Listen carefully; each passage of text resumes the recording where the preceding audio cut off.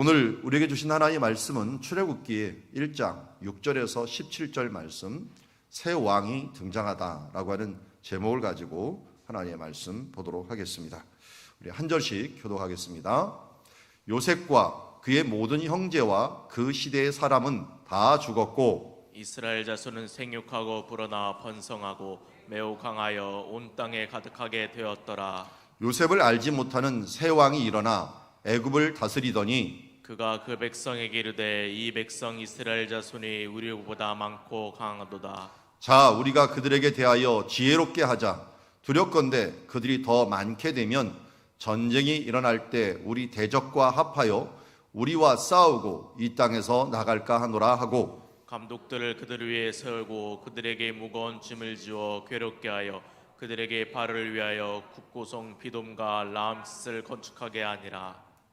그러나 학대를 받을수록 더욱 번성하여 퍼져 나가니 애굽 사람이 이스라엘 자손으로 말미암아 근심하여 이스라엘 자손에게 일을 엄하게 시켜 어려운 노동으로 그들의 생활을 괴롭게 하니 곧 흙 이기기와 벽돌 굽기와 농사의 여러 가지 일이라. 그 시키는 일이 모두 엄하였더라. 애굽 왕이 히브리 산파 시브라라는 사람과 부하라는 사람에게 말하여 이르되 너희는 히브리 여인을 위하여 해산을 도울 때에 그 자리를 살펴서 아들이거든 그를 죽이고 딸이거든 살려두라. 그러나 산파들이 산파들이 하나님을 두려워하여 애굽 왕의 명령을 어기고 남자 아기를 살린지라. 아멘.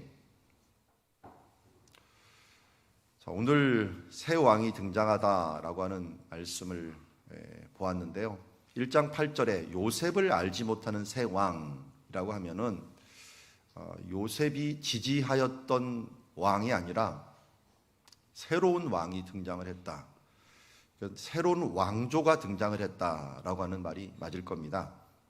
그래서 애굽에서는 신왕조라고 하는 그 왕조가 나왔는데, 앞에 지금 한 건물이 보이는데 이 건물을 잘 보고 계십시오. 이 신전이 신왕조가 만들어 놓은 카르낙 신전이라고 하는 룩소, 현재 룩소에 있는 신전입니다.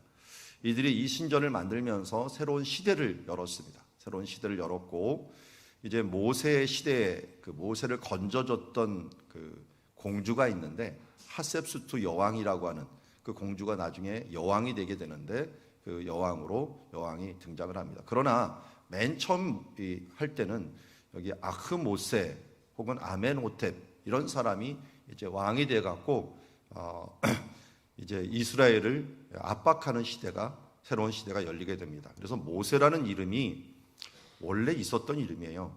그 추억의 이름인데, 근데 굉장히 안 좋은 이름이었죠. 모세라고 하는 이름은 이스라엘을 핍박했던 왕의 이름이었어요. 원래 아흐모세.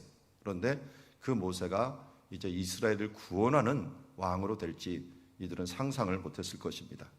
그래서 이 이집트 역사가 우리 세계 역사의 기준이 된 거는 아시죠? 이집트가 유일하게 그 당시에 태양을 가지고 달력을 만들었습니다.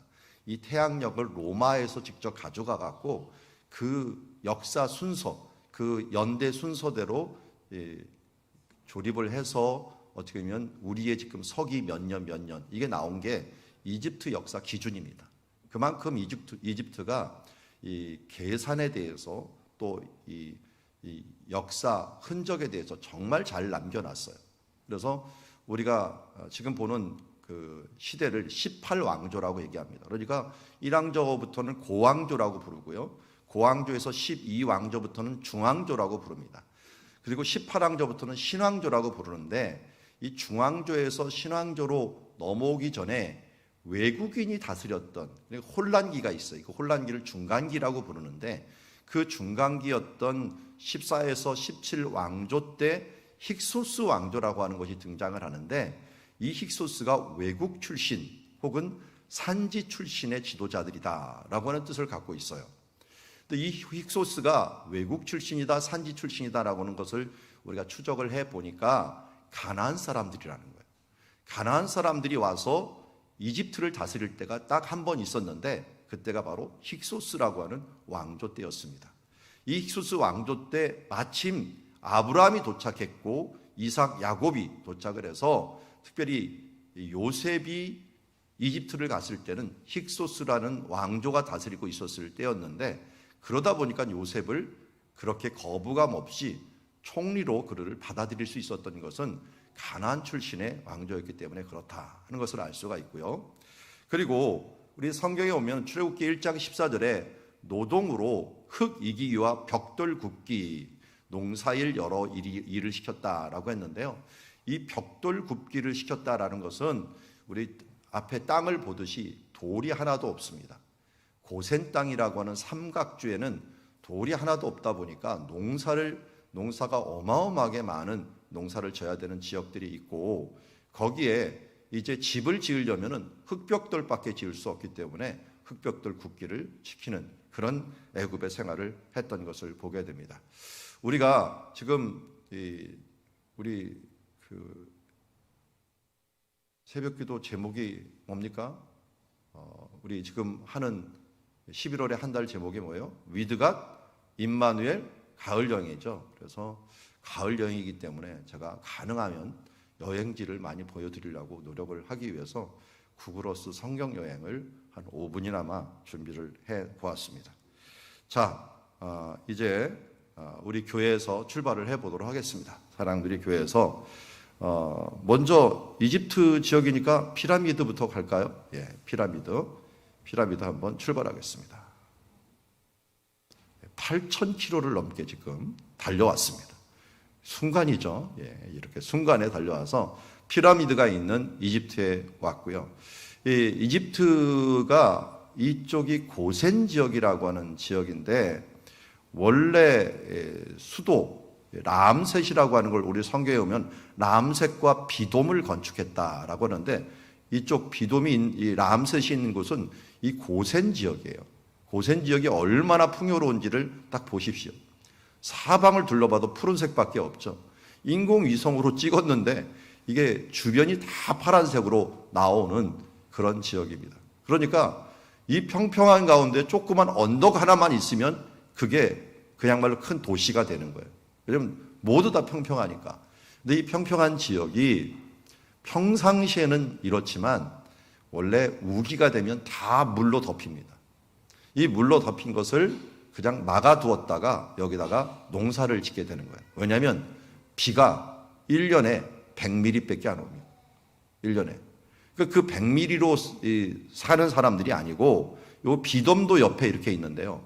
비돔도 오면 옆에 하수가 흐릅니다. 하수.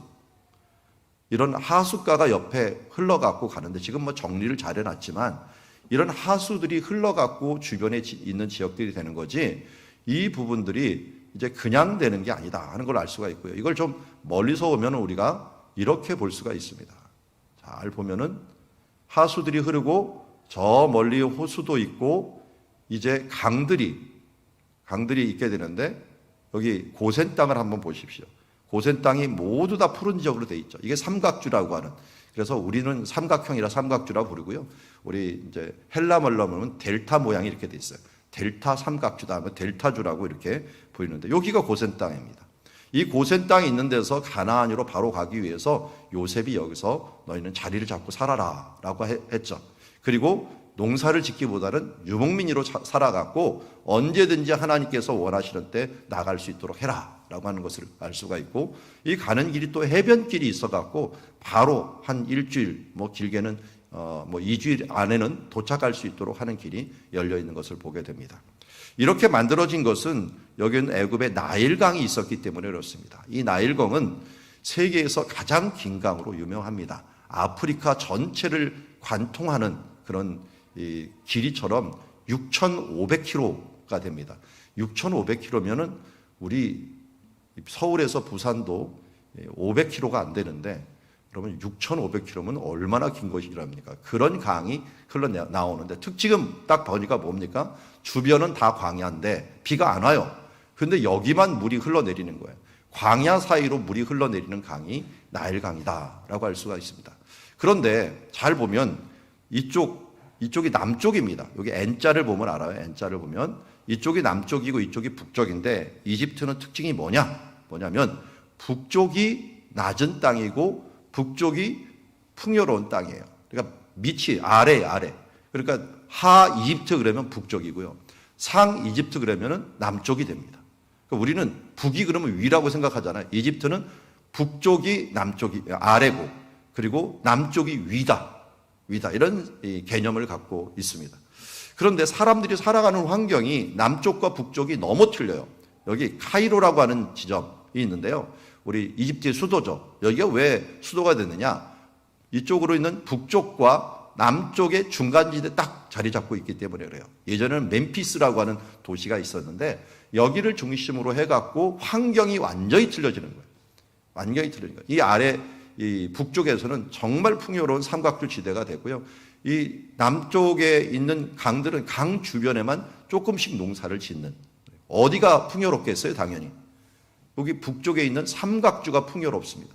삼각주가 훨씬 풍요로워서 부자로 살 수가 있는데, 전쟁을 하면은 북쪽과 남쪽이 전쟁을 하면 누가 이기느냐? 누가 이기겠어요? 항상 이기는 사람이 누가 이긴다고요? 배고픈 사람이 이긴다. 헝그리 정신을 가진 사람이 이겨요.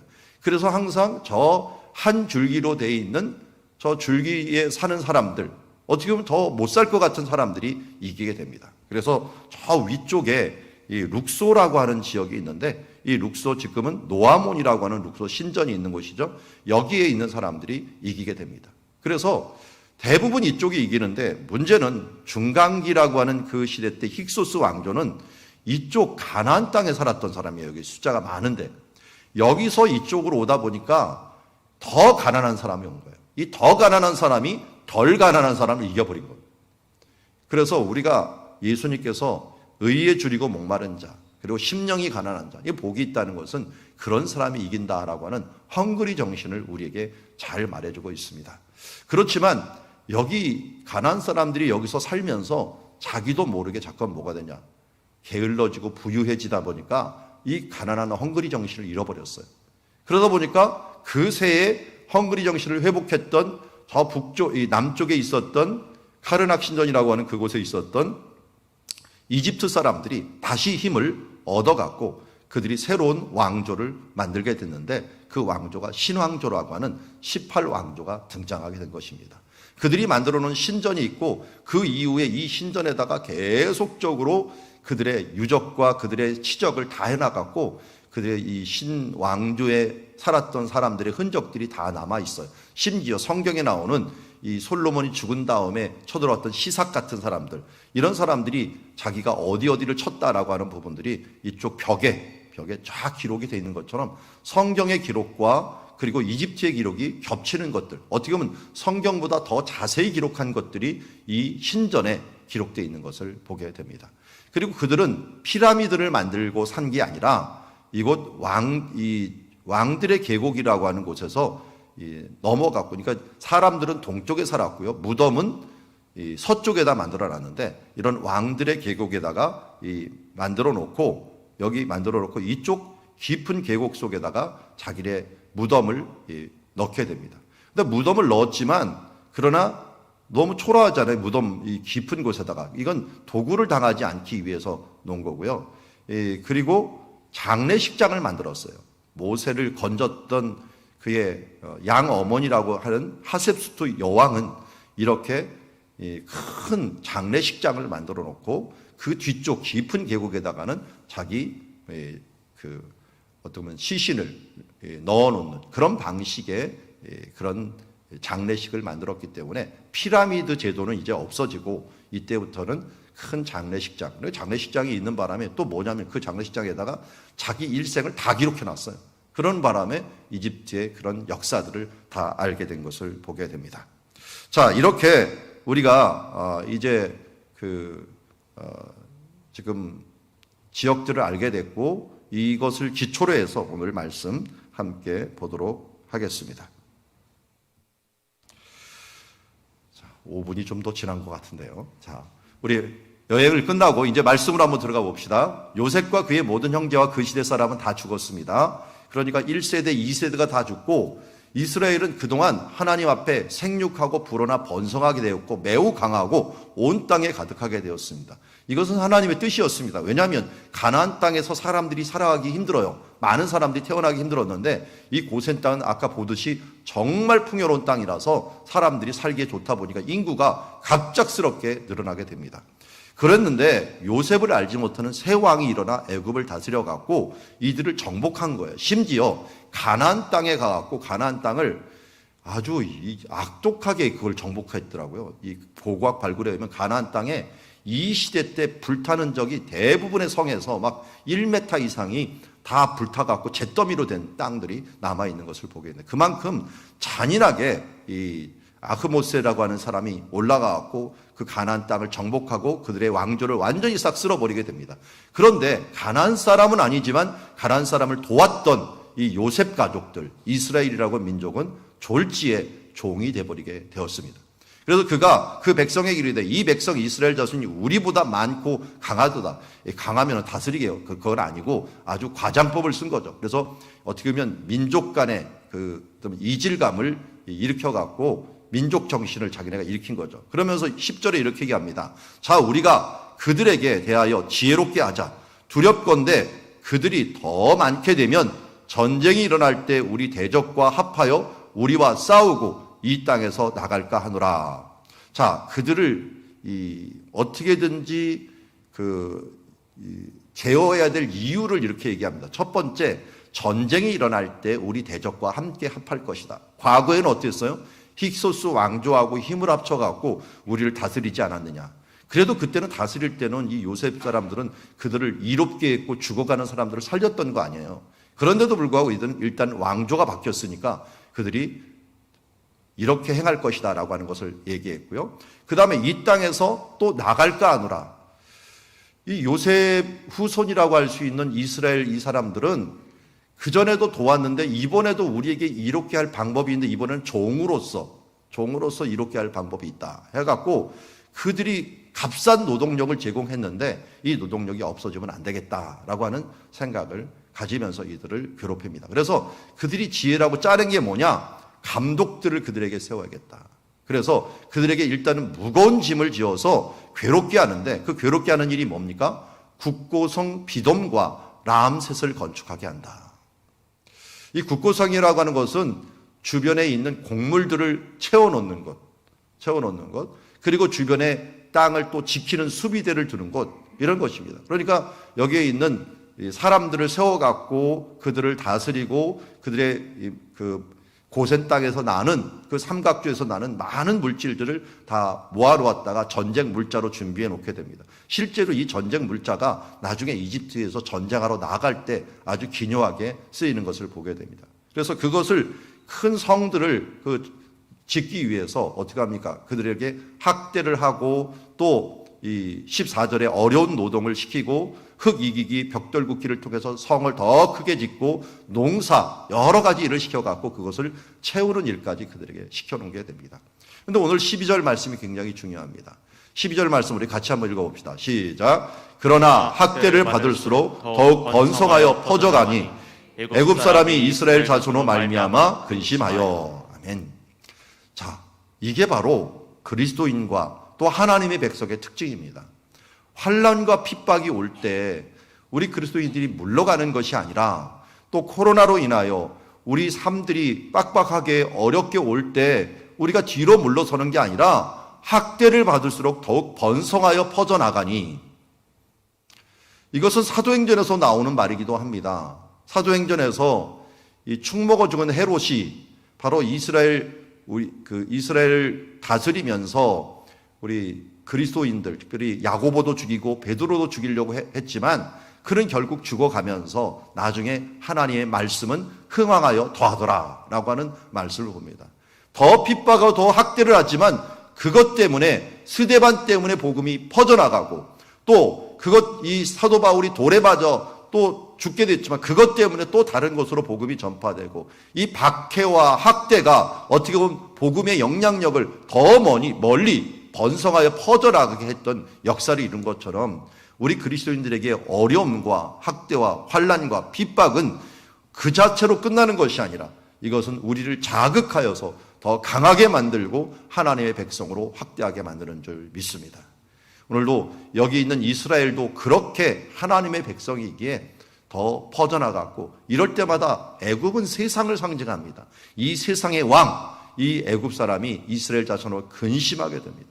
이 근심하는 사람들은 어떻게 합니까? 더 악랄하게, 엄하게 괴롭히고 이 부분들을 하게 됩니다.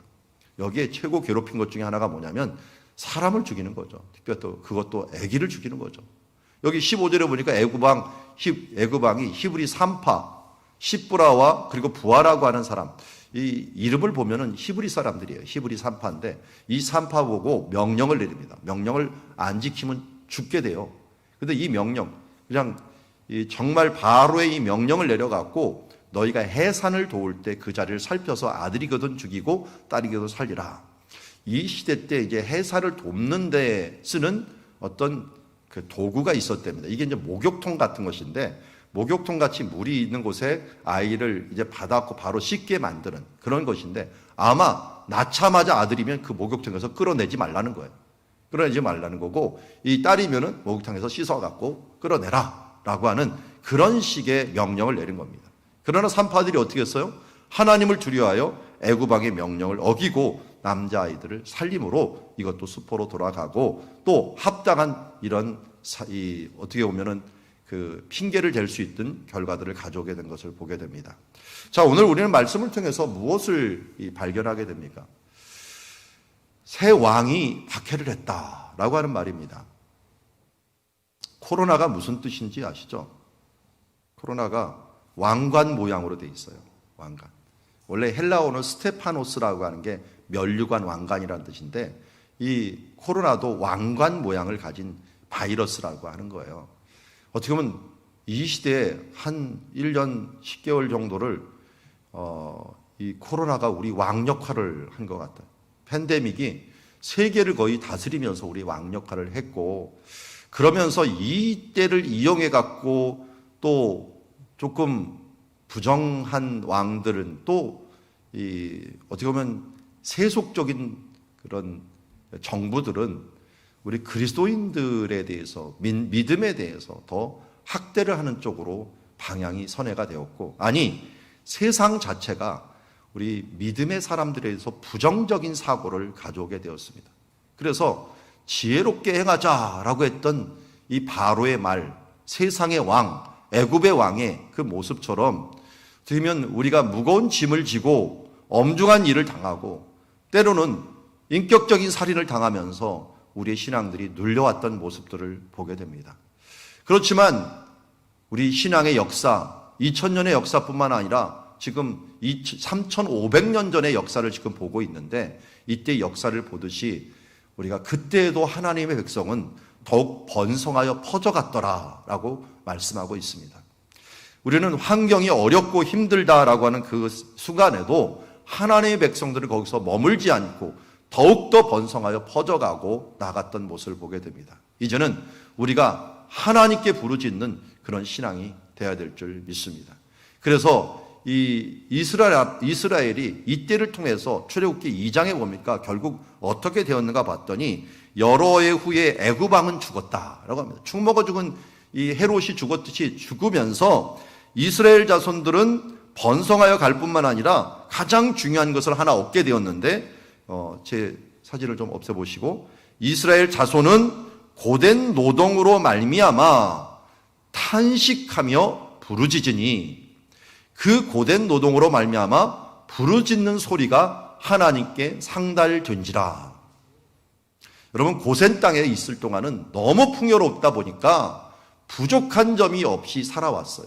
우리 그리스도인들도 세상에 풍요가 많다 보니까 그곳에 그냥 젖어 사는 모습들이 상당히 우리 가운데 많이 있었고, 세상 문화가 우리 속에 많이 들어와 있었습니다. 그러나 어떻게 보면은 코로나를 통해서, 새로운 왕을 통해서 우리가 무거운 짐을 지고 어려운 일을 당하다 보니까 나도 모르게 탄식하고 부르짖고 주님 앞에 부르짖음으로 말미암아 하나님 앞에 상달되는 이 가난한 마음이 우리 가운데 생기게 되었다는 것입니다. 그런 면에서 우리는, 그리스도인들은 이 시간이 이 가난한 마음, 가난한 심령, 심령이 가난한 자는 복이 있나니 천국이 저희 것이다 라고 하는 것을 많은 분들, 특별히 하나님을 사모하는 사람들은 많이 얻게 되었습니다. 그 결과 1차적으로 우리가 위드 코로나 시대를 가지게 되었지만 우리가 앞으로도 더 많은 부분들, 또 이 세상이, 이 사탄이 또 다른 방법을 가지고 그리스도인들을 힘들게 할 것입니다. 그럴 때마다 우리는 무엇을 회복을 해야 됩니까? 부르짖음을 회복을 해야 됩니다. 더욱더 하나님께 간절함으로 부르짖음으로 말미암아 이제 하나님께 나가야 될 줄 믿습니다. 그래서 우리 다 같이 힘을 합쳐서 함께 모여서 기도하고 해보자 하는 것들은 어떻게 보면은 이 세상이 우리를 지속적으로 어렵게 힘들게 만들 때마다 우리는 더 똘똘 뭉쳐서 하나님께 기도하고 하나님의 놀라운 일들을 해보자라고 노력할 때 하늘에 상달된 하나님의 역사가 있어지는 줄 믿습니다. 오늘 찬양 중에 이런 찬양이 있죠. 환난과 핍박 중에도 성도는 신앙 지켰네. 이 신앙 생각할 때 기쁨이 충만하도다. 성도의 신앙 따라서 죽도록 충성하겠네. 성도의 신앙 본받아 원수도 사랑하겠네. 인자한 언어 행실로 이 신앙 전파하리라. 성도의 신앙 따라서 죽도록 충성하겠네. 여러분, 우리 앞선 선도들이 일제강점기를 지나면서 6.25의 그 찬탈과 어려움을 지나면서 우리의 성도들이 우리에게 이러한 순수하고 깨끗한 신앙들을 전해줘 왔습니다. 우리 또한 이 시대의 코로나로 인하여 새 왕이 우리를 힘들게 만들었지만 이제 환난과 핍박 중에서도 신앙을 지키고 기쁨이 충만하여서 하나님 앞에 죽도록 충성하는 하나님의 자녀, 이 원수도 사랑하는 그 마음, 인자한 언어 행실로 신앙을 전파하는 주님의 자녀들이 되기를 주의 이름으로 축원합니다. 기도하겠습니다.